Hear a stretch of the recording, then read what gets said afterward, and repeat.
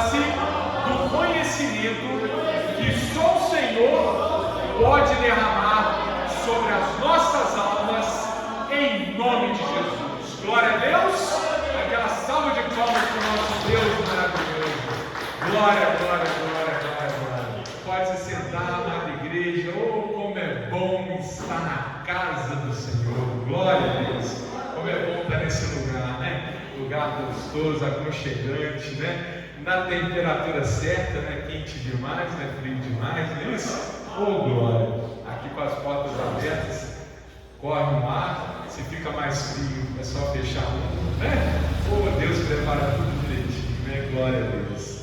Irmãos e irmãs, nós hoje vamos começar os nossos cultos aqui de estudo bíblico. É muito comum, né? Ou pelo menos era, que as denominações cultivassem um momento em que os irmãos sentavam para estudar a palavra. Não é exatamente um culto como os outros, é um culto especial voltado para o estudo. Então, às vezes é um pouquinho menos de louvor, um pouquinho menos de oração, e é mais concentração para entender num aspecto mais amplo a palavra de Deus. Amém? É a mesma unção, porém com um propósito específico. É como o reverendo pregou no domingo atrás, sem ser o último no anterior. Existe aquele momento em que a gente lida com Deus na nossa parte emocional, e tem um momento que nós lidamos com as coisas de Deus na nossa parte intelectual, racional, não é isso? E esse momento, infelizmente, muitas congregações, muitas igrejas têm abandonado. Não tem mais feito. Antigamente a tal da escola dominical, né? Ou então, até mais anteriormente, no passado, havia a catequese. Então eram coisas que, né, a igreja ela proporcionava para as pessoas irem um pouco mais fundo na palavra. E o nosso ministério de conciliação em Cristo está trazendo isso de volta, amém? Esse momento de estudar a palavra com mais profundidade. Hoje nós vamos especificamente ficar concentrados num trecho de Romanos que vem imediatamente depois de um outro que a gente já conversou. Lembra que a gente já pregou aqui sobre Romanos 5, de 1 a 11? Então vamos abrir a Bíblia? Romanos capítulo 5. Numa ocasião anterior, nós conversamos sobre Romanos capítulo 5, versículos 1 a 11. Por que a gente se concentrou nesses 11 primeiros versículos? Porque eles falam sobre a justificação que é operada no sangue de Jesus, que é o que produz a reconciliação com Deus, que é o que traz o nome da nossa igreja. O capítulo 5, do 1 ao 11, fala que o sangue de Jesus, ele promoveu o reencontro entre a criatura e o Criador. É o momento em que nós estabelecemos, que Deus, através do sangue de Jesus, estabeleceu a paz com a humanidade. Amém? Uma paz que ela é apresentada a todos os povos, que é disponibilizada a todos os povos, mas que só se realiza naqueles que têm fé. Amém? Quando Jesus foi para a cruz, o propósito era salvar a humanidade inteira. Não tem o melhor e o pior, não tem o alto, o baixo, o gordinho, o magrinho, né? A mulher, o homem, como na época de Paulo ele falava, né? O bárbaro, o cita, o romano, o gentio, o judeu. Não tinha isso.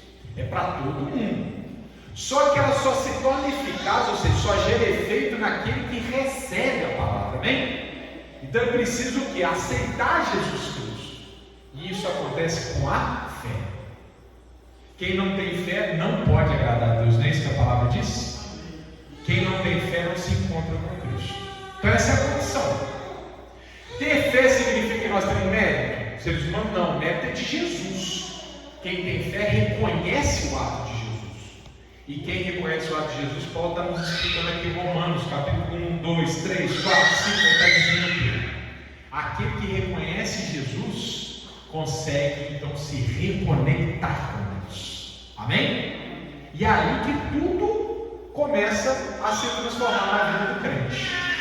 É aí que ele vai se arrepender do pecado, é aí que ele vai querer ser uma pessoa diferente, é aí que ele vai decidir descer nas águas do batismo, é aí que ele vai resolver congregar, é aí que ele vai resolver virar obreiro, virar ministro, virar pastor, amém? Missionário, pregar a palavra de Deus, ou seja, não apenas ser aquele que vai receber a palavra, mas aquele que vai divulgar a palavra de Deus. Está claro, irmãos? Então tudo isso aqui está sendo escrito por Paulo nesses capítulos de Romanos.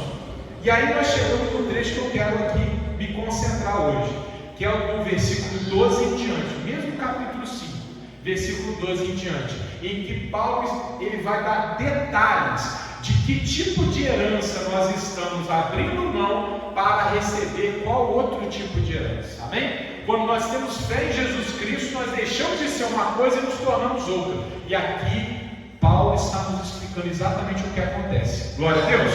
Então vamos lá, vou ler aqui, acompanha comigo por favor, versículo 12, Romanos capítulo 5, versículo 12. Pelo que, como por um homem entrou o pecado no mundo, e pelo pecado a morte, assim também a morte passou a todos os homens, por isso que todos pecaram. Pausa. Irmãos, de quem que Paulo está falando aqui? Adão. Deus criou o mundo, criou o ser humano, colocou no jardim e disse: pode fazer tudo que você quiser, te dou o governo do mundo. Não foi isso que Deus fez? Adão, você vai governar o mundo. Mandou Adão dar nome aos animais, lembra disso? Está lá em Gênesis, capítulo 1, 2, 3, 4, essa história toda é contada ali. Deus cria tudo, cria o ser humano e dá o governo do mundo. E diz: só não pode fazer uma coisa, comer do fruto da árvore da ciência do bem e do mal. O que Adão e Eva fizeram? Comeram do fruto. Resultado disso, trouxeram o que para o mundo? O pecado e a morte. Era como a palavra diz, como a palavra dizia, Deus falou: aquele que pecar certamente morrerá. Então olha o que está dizendo: pelo que, como por um homem entrou o pecado no mundo, e pelo pecado a morte, assim também a morte passou a todos os seres humanos. Irmãos, pensa comigo, Adão e Eva eram quantos por cento da humanidade? 100%, não é? Tinha João, tinha Maria, tinha José? Não, tinha quem? Adão e Eva. Quem comeu o fruto proibido? Eva e Adão. Então a humanidade toda comeu o fruto proibido, concorda? Toda a humanidade transgrediu contra Deus. Então quando Adão e Eva fizeram isso, eles então trouxeram a maldição para a humanidade, e ela nos atinge. Por quê? Porque nós somos fruto de Adão e Eva. Amém? Está lá em Gênesis capítulo 5. Adão teve Sete, que nasceu a imagem de Adão, não mais a imagem de Deus. Lembra? Deus criou o homem à sua imagem e semelhança, mas quando Sete nasceu, ele não nasceu a imagem de Deus, nasceu a semelhança de Adão, ou seja, do pecado. Então Paulo está nos dizendo: por Adão e Eva o pecado entrou no mundo e trouxe consigo o que? A maldição, a morte, que é esse afastamento de Deus. Continuando, versículo 13: porque até a lei estava o pecado no mundo, mas o pecado não é imputado, não havendo lei. No entanto, a morte reinou desde Adão até Moisés, até sobre aqueles que não pecaram, a semelhança da transgressão de Adão, o qual é a figura daquele que deveria vir. Aqui Paulo está falando também do problema da lei, que nós não vamos agora aprofundar, amém? Vamos continuar no nosso foco aqui, que é a herança de Adão. Ele está dizendo que mesmo quando os seres humanos não têm consciência do que é certo, isso não nos torna idôneos. Presta atenção. Suponhamos que eu não sei que a lei condena o assassinato, e eu mato uma pessoa. Olha que sério. Eu posso chegar para o juiz e dizer: juiz, eu não sabia que tinha uma lei que dizia que eu não posso matar. Pode falar isso? Pode fazer essa alegação? Claro que não. A ignorância não é motivo para isenção de culpa. Amém? Então, quando a pessoa erra, errado está, independente de saber. Então, aqui, o que Paulo está nos dizendo? Mesmo antes que Deus desse a lei a Moisés e dissesse claramente se é certo, se é errado, a humanidade já estava errando. Amém? O que a lei trouxe para o ser humano é a consciência de que ele erra. Ou seja, saber que ele está claro nisso. Então, olha que sério. O pecado passou a reinar no mundo a partir de Adão, independente do mundo ter consciência que está pecando. Continuando. 15. Mas não é assim o dom gratuito como ofensa. Porque se pela ofensa de um morreram muitos, muito mais a graça de Deus e o dom pela graça, que é de um só homem, Jesus Cristo, abundou sobre muitos. Aí o que Paulo está nos falando nesse trecho? Olha, irmãos, o homem errou, e o erro do homem passou a toda a humanidade, mas nem tudo está perdido, porque Deus tem um plano. Ele tem um plano de se reconciliar com a criatura. Ele não nos abandonou. Deus podia ter nos abandonado? Claro que sim. Ele disse: não coma, se comer morrerá. Nós comemos. Todos nós estávamos em Adão, correto? Então nós comemos com Adão. A humanidade pecou. Então, se fosse pelo nosso mérito, se fosse pela nossa responsabilidade, se fosse pelo que a gente fez, qual que era a nossa sentença? A morte. Ora, Deus falou antes: não faz para não morrer. Vocês fizeram. Qual que é agora a consequência? Lidar com a morte. Mas Deus é misericordioso. Ele não nos abandonou. Então Ele preparou um plano para nos tirar do pecado. E esse plano tem nome e sobrenome: Jesus Cristo. Amém? Esse é o plano. Ele não nos abandonou. Ele podia, mas Ele tanto amou o mundo que deu seu Filho unigênito para que todo aquele que nele crê não pereça, mas que não tenha. Olha a vida voltando. Amém? Nós, por nós mesmos, nós morremos, mas Deus nos traz a vida de novo. Glória a Deus. Versículo 16. E não foi assim o dom como a ofensa por um só que pecou, porque o juízo veio de um só. Ofensa, na verdade, para condenação, mas o dom gratuito veio de muitas ofensas para justificação. Irmãos, tem muita mensagem aqui, mas eu quero me concentrar ainda nesse pensamento que nós estamos desenvolvendo. O que esse versículo está nos dizendo? Quanto mais o ser humano peca, maior é a misericórdia de Deus. Quanto mais o ser humano faz coisas erradas, maior é a glória de Deus. Porque Deus podia ter levado em conta as nossas ofensas, mas o que Ele fez? Ele resolveu nos perdoar.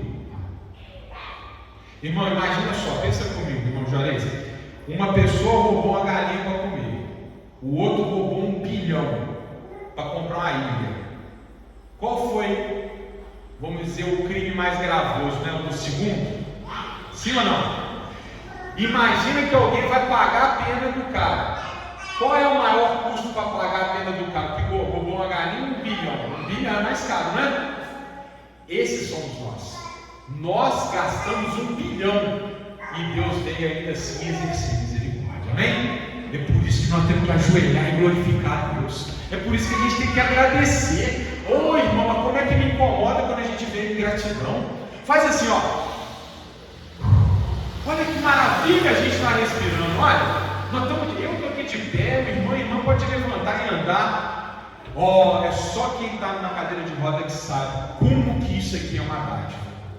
É só aquela pessoa que está lá no balão de oxigênio conseguindo respirar por conta própria que sabe quanto que o ar é uma coisa importante. E às vezes a gente não se dá conta disso.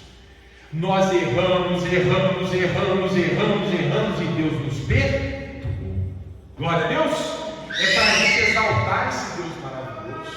Sem Ele nós não seríamos nada. Continuando, 17. Porque se pela ofensa de um só a morte reinou por esse, muito mais os que receberam a abundância da graça e o dom da justiça reinarão em vida por um só, Jesus Cristo. Amém?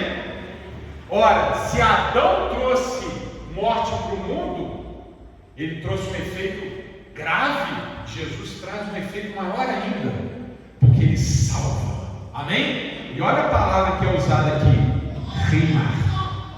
Irmãos, nós vamos ter a oportunidade de desenvolver mais sobre isso, mas tem muito irmão confundido aí fora.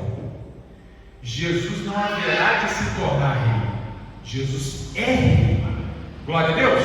Ele já está sentado à destra de Deus Pai Todo-Poderoso, Deus que colocou todos os inimigos como estragos sobre os seus pés. E é de lá que ele governa aqueles que creem. O reino de Deus não vai acontecer, ele já aconteceu.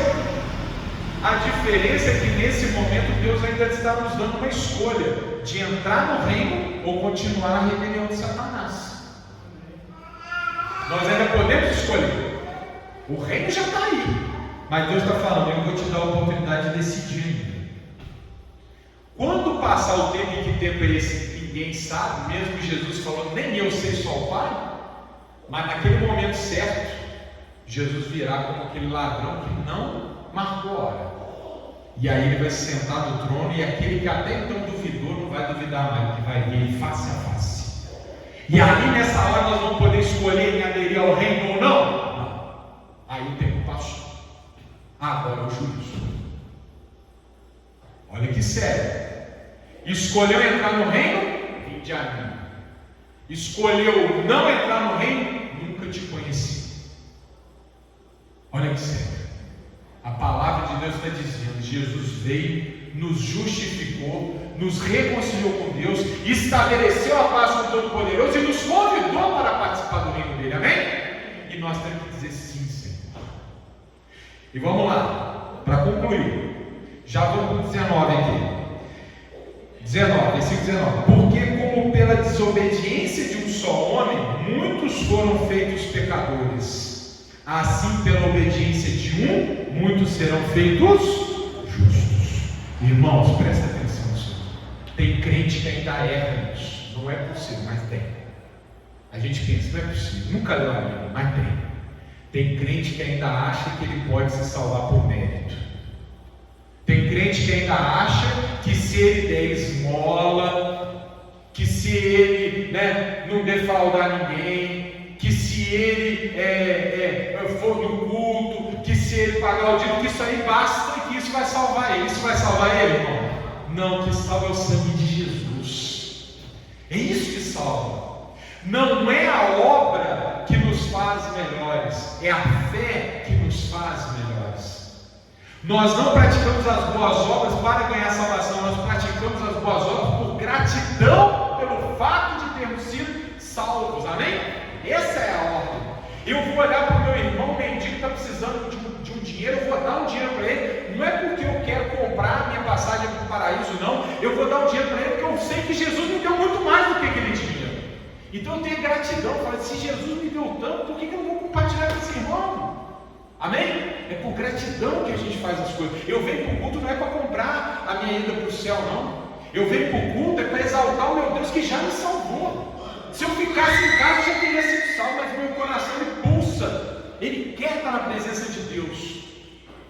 Eu devolvo o dízimo não é para comprar o meu lugar. Não, eu devolvo o dízimo porque eu sei que a igreja tem propósito, que ela precisa ficar aberta. E eu não quero aqui um patrocínio Coca-Cola.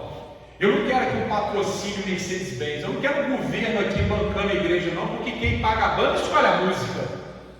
Se o governo bancar a igreja, ele vai dizer quem pode ser pregado e quem não pode ser pregado. Eu não vou aceitar isso, porque o meu rei é Jesus Cristo.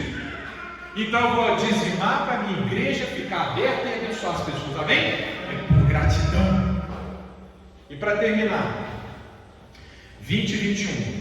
Veio, porém, a lei para que a ofensa abundasse, mas onde o pecado abundou, superabundou a graça, para que assim como o pecado reinou na morte, também a graça reinasse pela justiça, para a vida eterna por Jesus Cristo, nosso Senhor. Amém? Então, se o pecado de Adão trouxe maldição sobre a vida de muitos, Jesus traz muito mais resultados. Jesus anula a pena da condenação. Jesus nos tira da lama do pecado. Jesus nos coloca na posição correta. Jesus nos dá orientação e envia o Espírito Santo para ocupar o nosso coração, para batalhar com a carne e nos dar a direção correta. E mais, Jesus nos dá a palavra que é para não ter erro, para saber exatamente o que nós devemos fazer e evitar. Oh, irmão, só não é salvo quem não quer. Amém? Só não é salvo quem não quer. Jesus fez tudo por ordem de Deus. Ele é a consumação. Amém? E o que nos cabe fazer? Número 1, fé. Número 2, gratidão. Se nós temos fé e gratidão, o Espírito Santo toma a direção. E o resto, meu irmão, é só deixar na mão de Deus. Glória, em nome de Jesus, aquela salva de palmas para o nosso Deus maravilhoso. Glória.